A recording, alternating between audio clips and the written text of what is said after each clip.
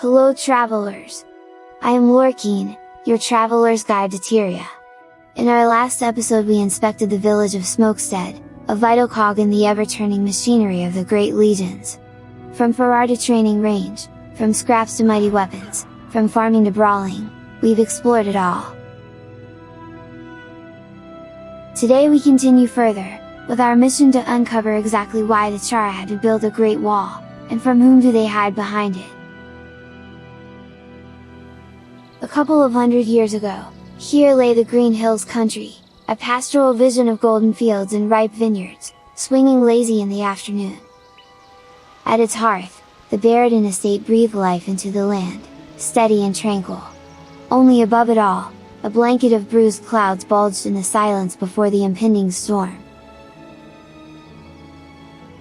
The master of the house, Duke Barradin. His brother was the king. The manor was the smallest outpost in Tyria, but the hills offered warriors plenty of room to roam. This whole area was under Balthazar's patronage, the god of war and warriors. His worship had a long history here. After all, it is said Balthazar was the one who claimed Tyria for humanity, and the one who said the other races would be easy to defeat. The old ruins of his temple at the edge of this land are a reminder of these long-standing ties. To think Smokestead would be built here one day. Especially generous to his church, Duke Barradin was a fierce warrior and a direct man. He would rather drive the point home with a hammer.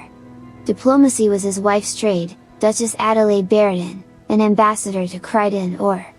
Together they had a daughter, the beautiful Althea. She was a mesmer like her mother, and a patron of the arts.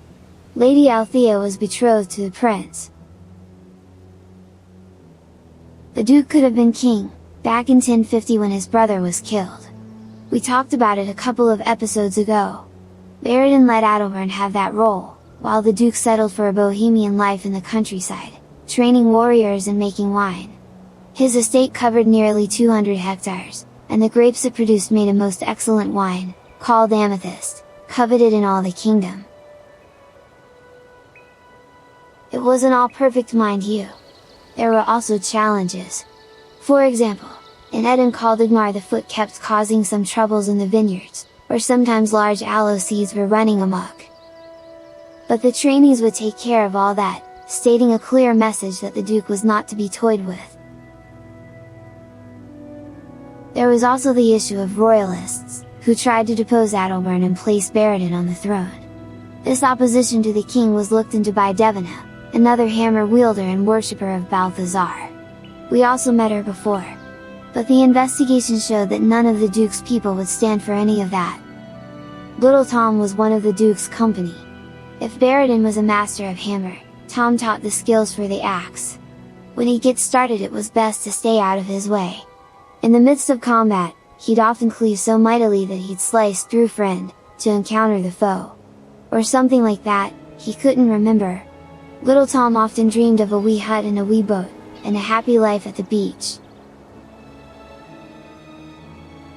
Homing the sword skills was the job of Warmaster Grass. He could be found at the current Balthazar shrine. There he would encourage warriors to fight a group of Grawl, who were harassing travelers from their nearby camp. Spoiler, the Grawl have never left. Assisting Warmaster Grass was Soldier Farah Capo. Her task was dealing with bandits, especially with the outlaw Alan. Graves and the Protector would often send monks, to train their healing on Farah while she did her job. Grayson was a master of protection prayers, offering his services at the resurrecting shrine. If he was teaching the art of living, Kasha Blackblood was there for the dead. She taught necromancers the power of blood, and she wasn't a teacher you'd want to cross. Her students who'd fail their training and abuse their skills, would often have to flee her wrath and hide in the catacombs. In the back of the country there was also a caravan. The merchant there, Varuna, is the first hint of Asura you find. Only because he shares his name with the Hindu god, the king of the Asura, powerful hungry superhuman demigods.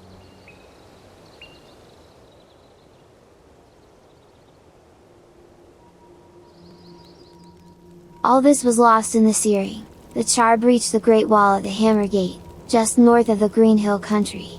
The fight continued for years, but one day Prince Rurik and his vanguards successfully pushed the Charr from Fort Rannoch all the way behind the Great Northern Wall. At the same time, Duke Barradin moved north to fight too. His reason? His daughter Althea was missing, and rumors were that the Charr had taken her. So the Duke took a vanguard force and moved north across the wall. This was done in a hurry, with little supplies. A day later, in Ascalon, Captain Arnie was fretting. They lost contact with Barradin, so he sent a soldier from gate to gate, to see if there's news of his forces. Guard Hollis at Hammer Gate has seen the Duke and his men pass by, and later the gate guards saved a vanguard deserter, who told them of the heavy attack from the Charr and how the Duke pushed through, seeking shelter in the ruins of Pekin Square. The vanguard soldiers sneaked in through the breach, to continue their search. On their way, they found a supply column which was missing support. At Pekin Square they found a small group of fighters, the Duke and most of his men. Only little Tom was missing. Turns out he was the one who ran away. Farah Kappa was understandably pissed. She had a message for the deserter. A bit after that, a body was found with a Barradin's badge. Some believed this to be little Tom, but Farah Kappa knew better. Little Tom lost his Barradin's badge gambling, 2 days before they crossed the wall. But others have joined Barradin's group in his fight. Ivor Trueshot for example. He was an archer, and before the searing, he trained rangers in Regent Valley. Armsman Pitney used to be a farmer, he raised prize moa birds. After the searing, he felt he had no choice but to fight the Charr devils, who destroyed his beloved Ashford. In Pekin Square, Duke Barradin was holding position, unwavering in his purpose. Vigo, another one of his men, was starting to worry. He guessed the reason they all gathered there was to find the Duke's daughter. Vigo suspected that she was further north, else they would have found her already. So he sent someone to look for any sign of Althea. The soldier did find her in Diasa Lowlands. Her ghost was surrounded by Charr. Turns out that indeed, they had taken her north to Flame Temple Corridor, where they burned her alive as tribute to their Titan gods. Her last thoughts were to her lover, Rurik. The Duke's heart broke at the news. He quickly sent someone to bring him her ashes, so he can lay her to rest. To this day, you can find her ashes in-game. Soon after, Duke Barradin broke the siege of Pekin Square, then he established a base there and launched raids deep in the enemy territory. He and his men killed the Flame Keepers, extinguished the fires in the north, and then they swept in behind the Charr warband led by Grim Sharpfang. The Charr were driven towards the tar pits, where they were crushed as between a hammer and an anvil. And so, while the main army cowered behind the safety of the wall, Duke Barradin and his vanguard, like Prince Rurik and his men, scored more victories for Ascalon.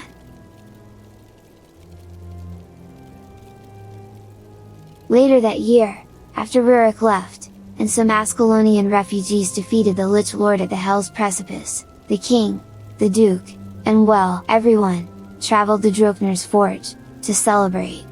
There, Farah Kappa finally got her hands on little Tom. Turns out that he ran because he had some unpaid debts, probably from gambling. He became a henchman and traveled the world. Farah didn't forgive him for skipping town on her, but then and there, they were together, and that was important.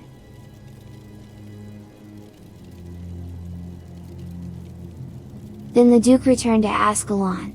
He and his troops continued fighting. For a while they gained ground, but later the Charr became fiercer. Years later, around 1078, a group of Ebon vanguards on their way home through Diasa Lowlands, found Duke Barradin and Farah Kappa prisoners in a Charr temple, the same one Althea's ghost used to hunt.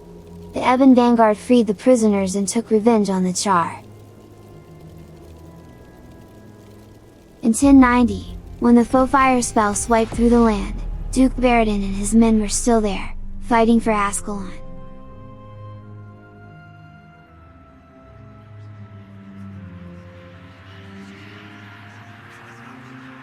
Today, centuries later, the Duke's fury and grief burn just as brightly. Like all the other human ghosts, he is trapped in the relentless loop of an ever-repeating battle. For weeks now, his ghost army's been bashing the gate of Smokestead. And he might have succeeded in breaching the Charr defenses, if it wasn't for Rytlock Brimstone and a young warband of Charr. Rytlock led the charge, armed with Soothin, Rurik's legendary sword. The weapon had been lost at Hell's Precipice, when the volcano erupted after the death of the Lich. Later, the sword was recovered by the Flame Legion, with the intent to make it a present for Balefire, their imperator. But Rytlock stole it from them. He remembers the story later on, in the Living World Season 4, All or Nothing, Requiem. A young warband of Charr was ordered into action alongside Tribune Rytlock Brimstone. Ears up, blades out! We'll wipe these ghosts off the map. Let's meet them.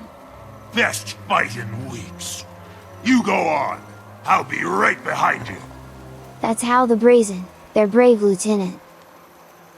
Riva, nicknamed Kitten, is an engineer with a sweet tooth. I'm keeping score. Loser buys the first round. This is your lucky day. You get to pay attention to me. Maverick is one of the best warriors you have ever seen. He could be more modest, but modesty is for those who have something to be modest about. Dinky is not the brightest, but he's a good guardian and a great friend. Wish I could go. Kill those ghosts deader. Make our warband proud. Euriley is an elementalist who watches over the whole warband. I don't like this. The warband's scattered. Klossber is a level-headed thief, believe it or not. His worries are valid. Barradin's will might not move mountains, but he can possess some stone, like his own statue. Fall in, soldiers. It's time to remind these ghosts who's in charge. We're going to hit Barradin so hard it'll take him weeks to reappear. Move out! Rally to me! Cut them down! Stop them flat! Filthy animals! You will regret this! I will not be defeated! I will destroy you all!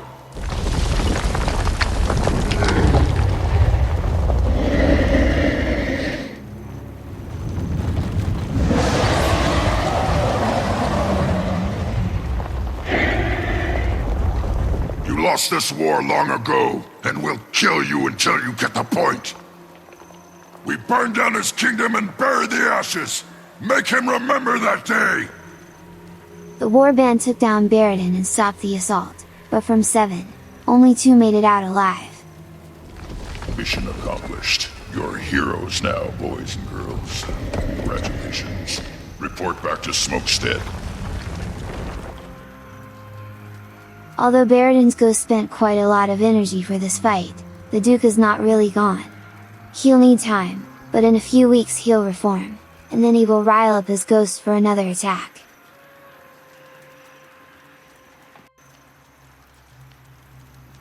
Meanwhile, his men still fight in the vault, in the first meta event of the map. Here we can witness the sad end of some of the Ascalon's heroes, and record it for the legendary Flameseeker Prophecy shield. There's Ivor Trueshot, the ranger trainer. Stop right there, Charr, or that's as good a place to die as any. Then there's Armsman Pitney, the Moa farmer. After what you did to Ashford, you'll get no quarter from the likes of me. And the ever-loyal Farrah Capo. Rise up!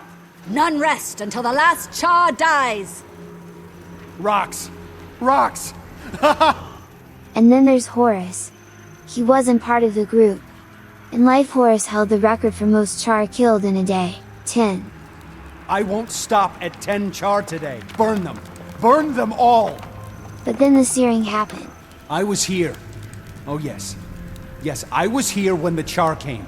It burned. Horus's mind couldn't deal with that horror, and after the searing he was housed in what remained of the Ashford Abbey, renamed Sardellic Sanitarium, a mental institution. It burned. Yes, yes it did. It burned. Yes, it burned. Can't you see that? Looks like he wandered from the sanitarium, and the Foefire caught him in the catacombs.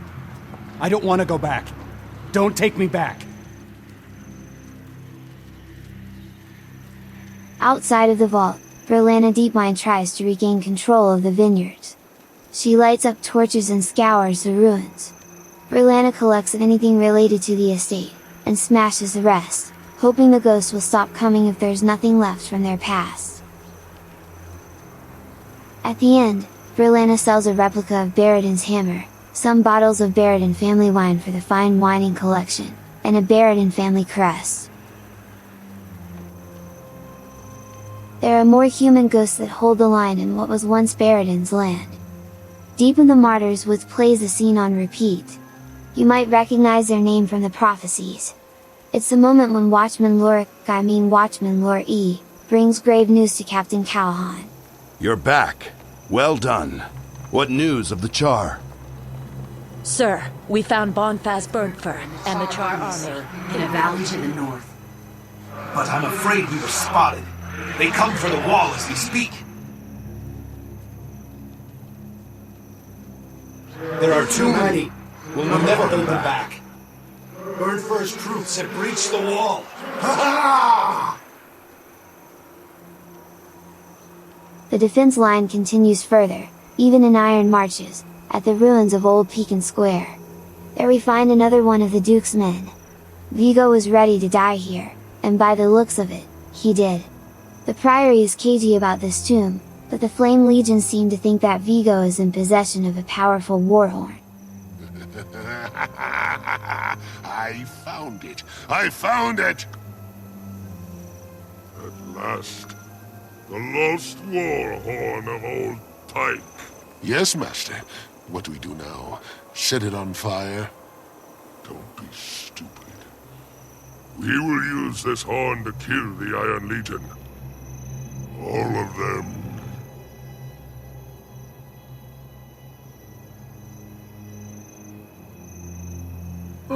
Enemy at the gates! Die for all the suffering you've caused, mongrel! No, please don't harm me, mighty Ascalonian warrior. We bow to you. Please don't hurt us. Master, what are we doing? Hush! Almighty warrior, if you find it in your mercy to spare us, we will tell you of a Charr camp full of ones who caused the searing. Where? Where are they? Tell me, coward! Tell me and I'll spare your sniveling group! The camp is north, O warrior. Do not forget your warhorn. Smite them all with it. Yes, take your revenge.